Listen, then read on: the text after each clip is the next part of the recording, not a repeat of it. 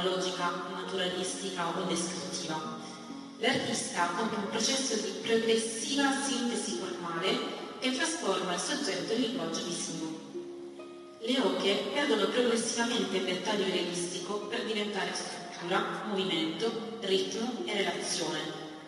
Attraverso linee essenziali, forme semplificate e un'attenta costruzione dello spazio, Residori lavora sul confine tra figurazione e astrazione, mantenendo il soggetto riconoscibile ma liberandolo dalla necessità della rappresentazione fedele.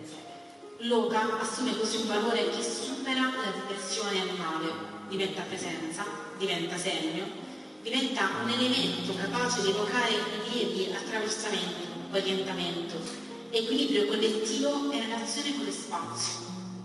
Nella natura, l'oca è un animale che vive in movimento, la direzione, il gruppo e il cambiamento continuo. In queste opere, quelle caratteristiche sembrano essere trattenute nella loro essenza più pura.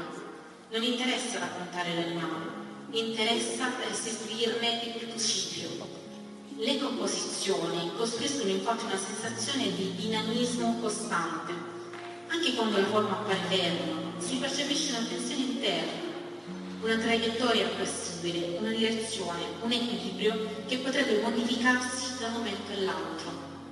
Il colore contribuisce a questo processo.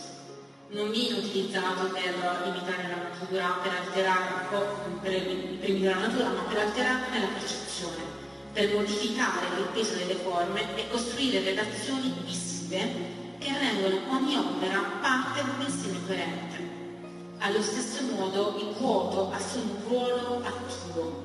Non viene utilizzato per imitare la natura, ma per alterarne la percezione, modificare il peso delle forme e costruire relazioni visive che rendono ogni opera d'arte parte di un insieme coerente.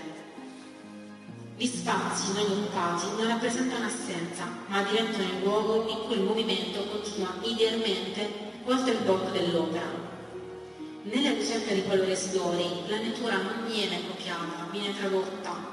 Le oche diventano un alfabeto visivo attraverso cui riflettere sul rapporto tra forma, libertà, tra ordine, trasformazione, tra identità e movimento.